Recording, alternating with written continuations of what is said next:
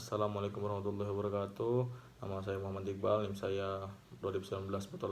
Di sini saya akan menjelaskan tentang kejahatan terhadap tubuh, tugas dari hukum pidana 2. Jadi dibentuknya kejahatan terhadap tubuh manusia ini ditujukan bagi pelindungan kepentingan hukum atas tubuh dari perbuatan-perbuatan berupa penyerangan atas tubuh atau bagian tubuh yang mengakibatkan rasa sakit atau luka.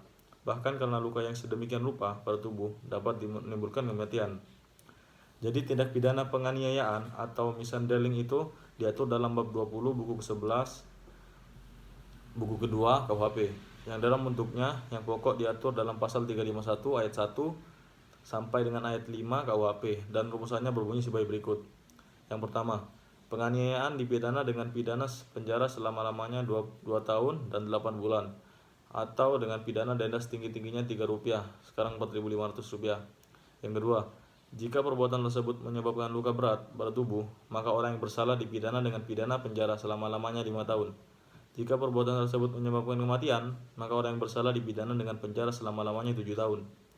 Yang keempat, disamakan dengan penganiayaan, yakni kesengajaan merugikan kesehatan. Yang kelima, percobaan melakukan kejahatan ini tidak dapat dipidana. Selanjutnya, penganiayaan adalah kesengajaan menimbulkan rasa sakit atau menimbulkan luka pada tubuh orang lain. Dengan demikian, untuk menyebutkan seorang itu telah melakukan penganiayaan terhadap orang lain, maka orang tersebut harus mempunyai offset atau suatu kesengajaan untuk, yang pertama, menimbulkan rasa sakit pada orang lain, yang kedua, menimbulkan luka pada tubuh orang lain, yang ketiga, merugikan kesehatan orang lain. Dengan kata lain, orang itu harus mempunyai offset yang ditujukan pada perbuatan untuk menimbulkan rasa sakit pada orang lain, atau untuk menimbulkan luka pada tubuh orang lain, ataupun untuk merugikan kesehatan orang lain. Dan berikut adalah macam-macam penganiayaan. Yang pertama adalah penganiayaan biasa. Itu termasuk dalam pasal 351 KUHP. Yang kedua, penganiayaan dengan pasal 352 KUHP. Yang ketiga, penganiayaan yang direncanakan terlebih dahulu, pasal 353 KUHP. Yang keempat, penganiayaan yang disengaja untuk melukai berat, pasal 354 KUHP. Dan yang kelima adalah penganiayaan berat yang direncanakan terlebih dahulu, pasal 355 KUHP. Langsung aja saya akan menjabarkannya. Yang pertama itu penganiayaan biasa. Jadi penganiayaan biasa ini yang dapat juga disebut dengan penganiayaan pokok atau bentuk standar terhadap ketentuan pasal 351. Pada hakikatnya semua penganiayaan bukan penganiayaan berat dan bukan penganiayaan ringan. Mengamati pasal 351 KUHP, maka ada 4 jenis penganiayaan biasa, yakni yang A, penganiayaan biasa yang tidak dapat menimbulkan luka berat maupun kematian dan dihukum dengan hukuman penjara selama-lamanya 2 tahun 8 bulan atau denda sebanyak-banyaknya Rp300. Yang kedua, yang B, penganiayaan yang mengakibatkan luka berat dan dihukum dengan hukuman penjara selama-lamanya 5 tahun, ayat 2. Yang C, penganiayaan yang mengakibatkan kematian dan dihukum dengan hukuman penjara selama-lamanya 7 tahun, ayat 3. Yang D, penganiayaan berupa sengaja merusak kesehatan, ayat 4. Jadi unsur-unsur penganiayaan biasa itu ada yang pertama ada kesengajaan, yang kedua adanya perbuatan, yang ketiga adanya akibat perbuatan itu 7, rasa sakit pada tubuh atau luka pada korban, yang keempat akibatnya menjadi tujuan satu-satu, yaitu korbannya luka atau sakit. Selanjutnya ada penganiayaan ringan.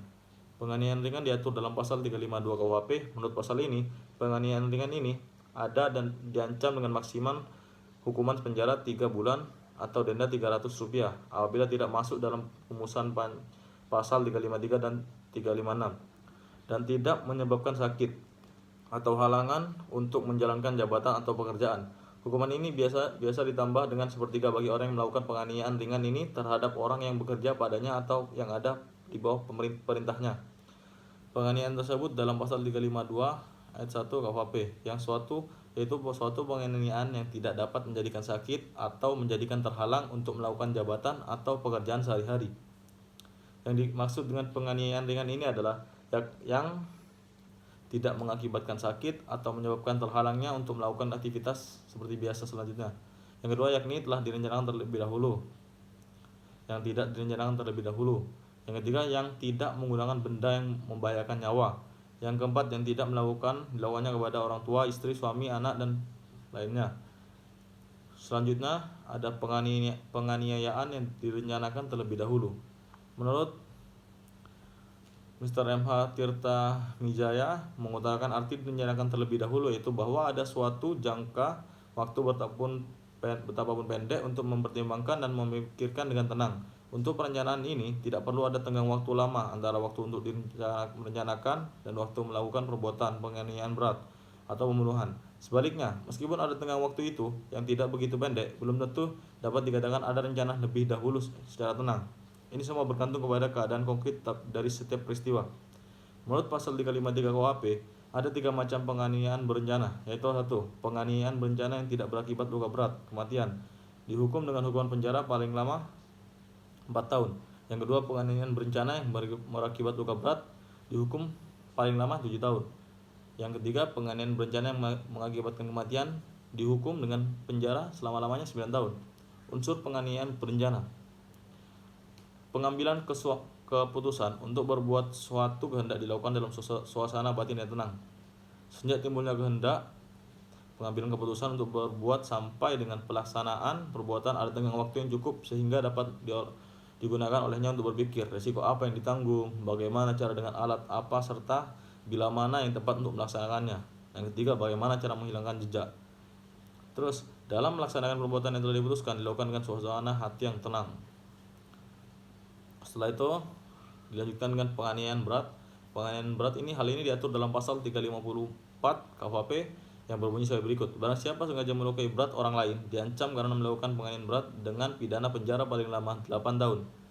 Yang kedua, jika perbuatan itu mengakibatkan kematian, yang bersalah diancam dengan pidana penjara paling lama 10 tahun. Unsur-unsur penganiayaan berat adalah kesengajaan, kesalahan, perbuatan melukai secara berat objeknya tubuh orang lain akibatnya luka berat. Apabila dihubungkan dengan unsur kesengajaan, maka kesengajaan ini harus sekaligus ditujukan baik terhadap perbuatannya, misalnya menusuk dengan pisau, maupun terhadap akibatnya, yakni luka berat. Selanjutnya ada penganiayaan berat dan berencana. Penganiayaan berat berencana ini dimuat dalam pasal 355 KUHP yang rumusannya adalah sebagai berikut. Yang pertama, penganiayaan berat yang dilakukan dengan rencana terlebih dahulu diancam dengan pidana penjara paling lama 12 tahun. Yang kedua, jika perbuatan itu mengakibatkan kematian, yang bersalah diancam dengan pidana penjara paling lama 15 tahun. Unsur-unsur penganiayaan berat dan berencana. Ya, pasti yang pertama ada kesengajaan, ada rencananya, direncanakan. Yang ketiga, mengakibatkan luka berat. Yang keempat, mengakibatkan kematian. Selanjutnya, pasal 360. Barang siapa kesalahan atau kealpaannya menyebabkan orang lain luka-luka berat, diancam dengan pidana penjara paling lama 1 tahun. Barang siapa karena kesalahannya atau kealpaannya menyebabkan orang lain luka-luka sedemikian rupa sehingga timbul penyakit halangan menjalankan pekerjaan jabatannya selama waktu tertentu, diancam dengan penjara paling lama 9 bulan atau pidana kurungan paling lama 6 bulan atau pidana denda paling tinggi Rp4.500. Unsur-unsur dalam pasal 360 karena ada kealpaan. Yang kedua adalah unsur kesalahannya yang mengakibatkan orang lain luka sedemikian rupa sehingga itu menjadi sakit sementara atau tidak dapat menjalankan jabatannya atau pekerjaan sementaranya. Berikut saya akan memberikan contoh pada setiap penganiayaan. Yang pertama itu ada penganiayaan ringan. Jadi contoh dari penganiayaan ringan itu: A menempeleng B di kepalanya yang menyebabkan B sakit, akan tetapi tidak jatuh sakit dan masih bisa melakukan pekerjaannya sehari-hari. Yaitu penganiayaan yang tidak termasuk dalam rumusan 354 KUHP dan 356 KUHP dan tidak menjadikan sakit atau terhalang melakukan aktivitas sehari-hari atau pekerjaan sehari-harinya. Maka itu dapat dihukum penjara selama-lamanya 3 bulan atau denda sebanyak-banyaknya Rp4.500. Yang kedua ada penganiayaan biasa. Contohnya, misal A memukul B dengan sepotong kayu 3 kali sehingga menderita luka di kepalanya dan terpaksa B harus dirawat di rumah sakit. Dari contoh tersebut jelas bukanlah penganiayaan berat dan ringan, karena luka yang diderita bukan luka berat seperti yang dimaksud pada pasal 90 KUHP. Juga tidak termasuk penganiayaan ringan sebab luka tersebut menyebabkan B terhalang untuk melakukan pekerjaannya sehari-hari. Itu contoh dari penganiayaan biasa. Contoh dari penganiayaan berat adalah ada seorang A mempunyai teman B. Karena mungkin kesal karena diejek oleh B, si A memukul B sampai B lumpuh sementara di kakinya. Misal, jadi itu bisa digolongkan termasuk penganiayaan berat karena kan tidak bisa melakukan aktivitas sehari-hari keesokannya. Contoh penganiayaan berat dan berencana yaitu si A punya tetangga si B. Si B selalu pulang malam dan motornya selalu mengganggu si A. Nah, setelah itu si A sudah memberitahu si B untuk mengganti knalpotnya, dan ternyata si B tetap membiarkan, tidak mendengarkan saran si A, dan si A akhirnya mempunyai rencana jahat untuk menganiaya si B. Nah, apabila si A melakukannya, si A itu bisa terjerat pasal 355 KUHP, yaitu penganiayaan berat yang dilakukan dengan rencana terlebih dahulu, diancam dengan pidana penjara paling lama 12 tahun. Jika perbuatannya menyebabkan kematian, paling lama itu 15 tahun. Saya mencontohkan dari pasal 360 yaitu tentang kealpaannya. Yaitu bisa dilihat dari kasus Demian Aditya yang waktu itu gagal saat melakukan sulap di SCTV Award. Waktu itu stuntman-nya mengalami luka berat. Nah, Demian bisa dijerat pasal 360 KUHP yang mengatur hukuman bagi orang yang lalai sehingga menyebabkan orang lain luka berat. Barang siapa karena kelalaiannya menyebabkan orang lain mendapat luka-luka berat, diancam dengan pidana penjara paling lama 1 tahun atau pidana kurungan paling lama 7 tahun. Demikian bunyi ayat 1 pasal tersebut. Sekian dari saya. Wassalamualaikum warahmatullahi wabarakatuh. Dan bentar lagi akan dilanjutkan dengan teman saya, Noval. Assalamualaikum warahmatullahi wabarakatuh. Di sini saya akan menjelaskan tentang hukum pidana terhadap nyawa. Sebelum saya melanjutkan materi ini, saya akan memperkenalkan diri terlebih dahulu. Nama saya Sultan Noval Purwanto, NIM 188. Kesengajaan menghilangkan nyawa orang lain oleh Kitab Undang-Undang Hukum Pidana dalam kurung KUHP. Yang dewasa ini berlaku telah disebut sebagai sesuatu pembunuhan. Tindak pidana pembunuhan atau kejahatan terhadap nyawa adalah berupa penyerangan terhadap nyawa orang lain. Untuk menghilangkannya, nyawa orang lain itu seorang pelaku harus melakukan sesuatu atau suatu rangkaian tindakan yang berakibat dengan meninggalnya orang lain. Kejahatan terhadap nyawa dalam KUHP dapat dibedakan atau dikelompokkan atas dasar yaitu 1. Atas dasar unsur kesalahan. 2. Atas dasar objeknya atau nyawa. Atas dasar kesalahan ada 2 kelompok kejahatan terhadap nyawa, ialah 1. Kejahatan terhadap nyawa yang dilakukan dengan sengaja. 2. Kejahatan terhadap nyawa yang dilakukan karena kelalaian. Sedangkan atas dasar objeknya, kepentingan hukum yang dilindungi, maka kejahatan terhadap nyawa dengan sengaja dibedakan dalam 3 macam, yaitu 1. Kejahatan terhadap nyawa orang pada umumnya dimuat dalam pasal 338, 339, 340, 344 dan 345. 2. Kejahatan terhadap nyawa bayi pada saat atau tidak lama setelah dilahirkan dimuat dalam pasal 341, 342 dan 343. 3. Kejahatan terhadap nyawa bayi yang masih ada dalam kandungan ibu atau janin dimuat dalam pasal 346, 377, 348 dan 349. Dilihat dari segi kesengajaan, maka tindak pidana terhadap nyawa ini terdiri atas 1. Dilakukan dengan sengaja. 2. Dilakukan dengan tidak sengaja. 3. Dilakukan dengan direncanakan lebih dahulu. 4. Atas keinginan yang jelas dari yang dibunuh. 5. menganjurkan atau membantu orang untuk bunuh diri. Adapun jenis-jenis tindak pidana pembunuhan yaitu 1. Kejahatan terhadap nyawa yang dilakukan dengan sengaja.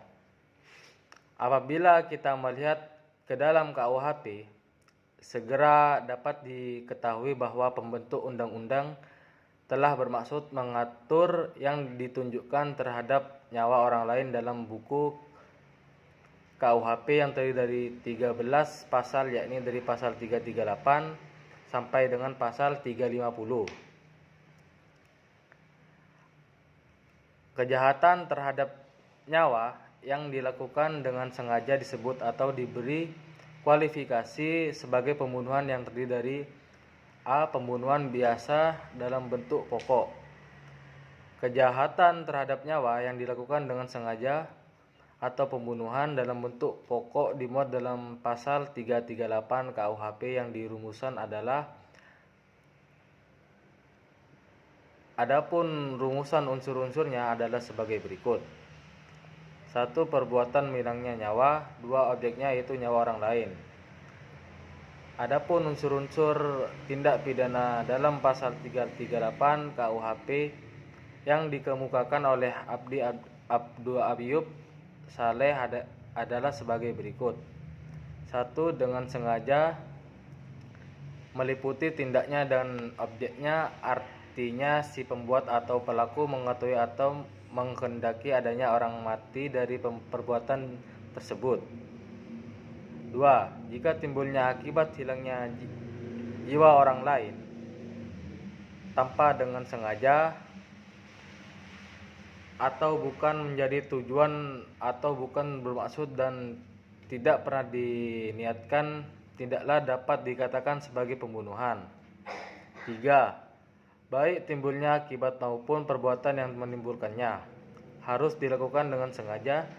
Jadi pelaku menghendaki bahwa dari perbuatannya itu dapat bahkan pasti mengakibatkan adanya orang mati. 4. Untuk memenuhi tindak pidana pembunuhan dengan unsur sengaja yang terkadang dalam pasal 338 KUHP ini disyaratkan bahwa perbuatan pembunuhan tersebut harus dilakukan sesegera mungkin sesudah timbulnya suatu maksud atau niat untuk membunuh, tidak dengan pikir-pikir atau tidak dengan suatu perencanaan. 5. Unsur sengaja ini dalam praktek seringkali sulit untuk membuktikannya. 6. Pada umumnya kasus-kasus tindak pidana pembunuhan, si tersangka atau terdakwa berusaha menghindar dari pengakuan unsur-unsur sengaja tetapi selalu berlindung bahwa kematian si korban tersebut tidak dikehendaki atau bukan menjadi niat tujuan, yakni hanya ingin menganiaya saja atau melukai saja. 7. Untuk membuktikan unsur sengaja menurut ketentuan ini haruslah dilihat cara melakukan dalam mewujudkan perbuatan kejahatannya tersebut. 8. Menghilangkan jiwa orang lain. 1. Unsur ini disyaratkan adanya orang mati, di mana yang mati adalah orang lain dan bukan dirinya sendiri si pembuat tersebut. 2. Pengertian orang lain adalah semua orang. 3. Dalam rumusan tindak pidana pasal 338 KUHP tidak ditentukan bagaimana cara melakukan perbuatan pembunuhan tersebut, tidak ditentukan alat apa yang digunakan tersebut. 4. Kematian tersebut tidak perlu terjadi seketika ataupun sesegera itu, tetapi mungkin kematian dapat timbul kemudian. 5. Untuk memenuhi unsur hilangnya jiwa atau matinya orang lain tersebut harus sesuatu perbuatan walaupun perbuatan itu kecil yang dapat mengakibatkan hilangnya atau matinya orang lain.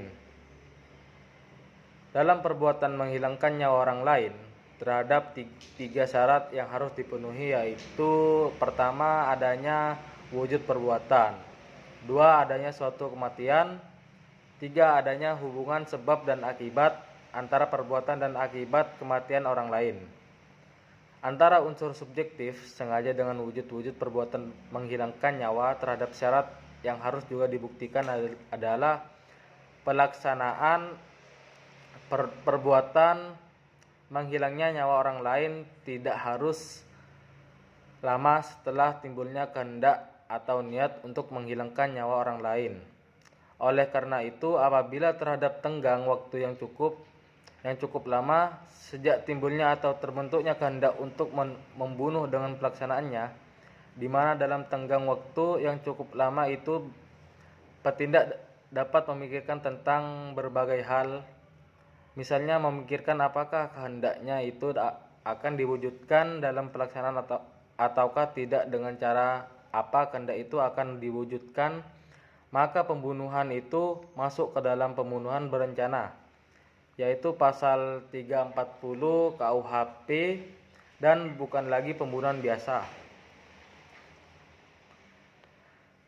Apabila kita melihat ke dalam rumusan ketentuan pidana menurut pasal 338 KUHP, segera dapat dilihat bahwa kata objektif atau dengan sengaja itu terletak di depan unsur menghilangkan nyawa orang lain. Ini berarti bahwa semua unsur yang terletak di belakang kata objektif itu juga diliputi objek. Artinya, semua unsur tersebut oleh penuntut umum harus didakwakan terhadap terdakwa dan dengan sendirinya harus dibuktikan di sidang pada unsur-unsur tersebut.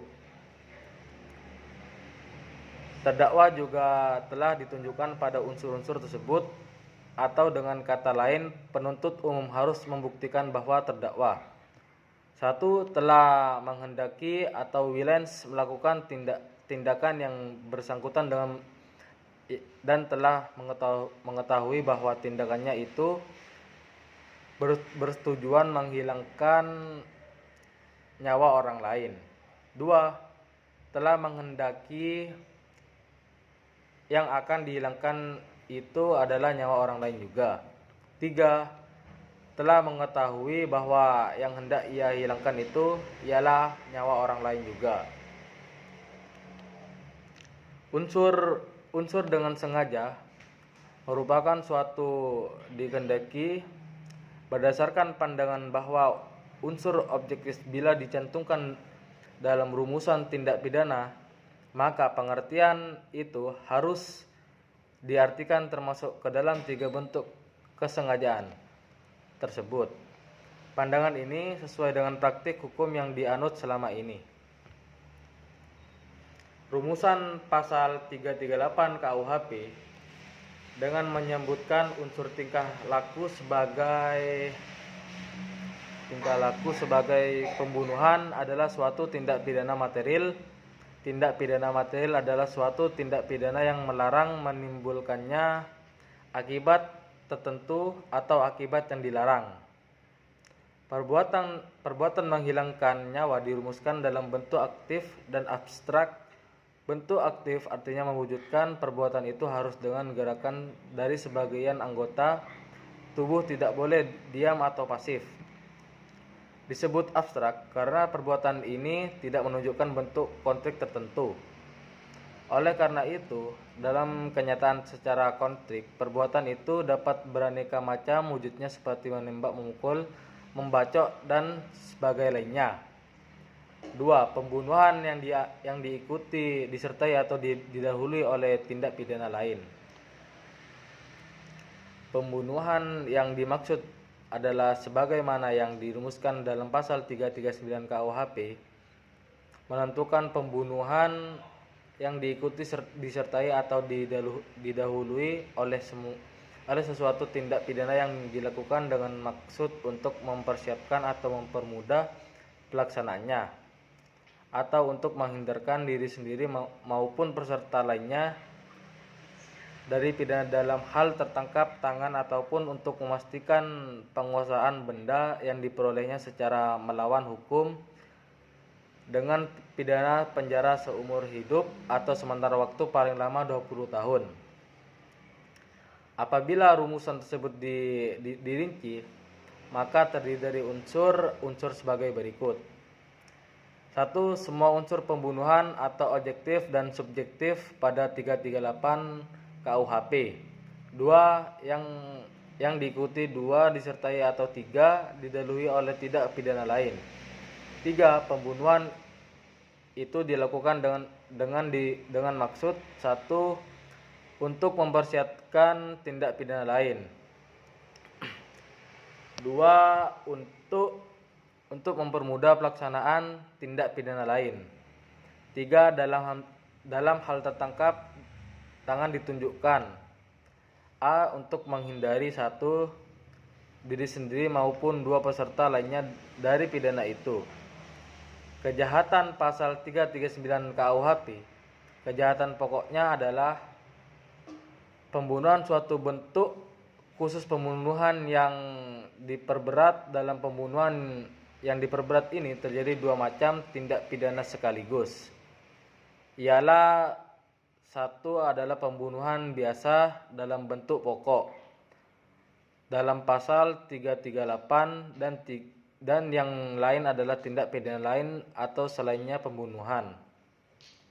Dalam hal tindak pidana lain yang harus telah terwujud dan harus ada hubungan subjektif dengan pembunuhan tidak selalu berupa kejahatan tetapi boleh juga sesuatu pelanggaran. Oleh karena dalam rumusan pasal 339 disebut istilah tindak pidana yang menurut KUHP dibedakan antara kejahatan dan pelanggaran. Unsur-unsur objektif dalam perkataan diikuti, disertai dan didahului serta ditempatkan antara unsur-unsur pembunuhan. Dengan tindak pidana lain, unsur-unsur subjektif menunjukkan ada hubungan yang bersifat subjektif atau hubungan alam batin bertindak antara pembunuhan dengan tindak pidana lain itu. Hubungan ini terhadap dari unsur atau perkataan dengan maksud. 3. Pembunuhan berencana.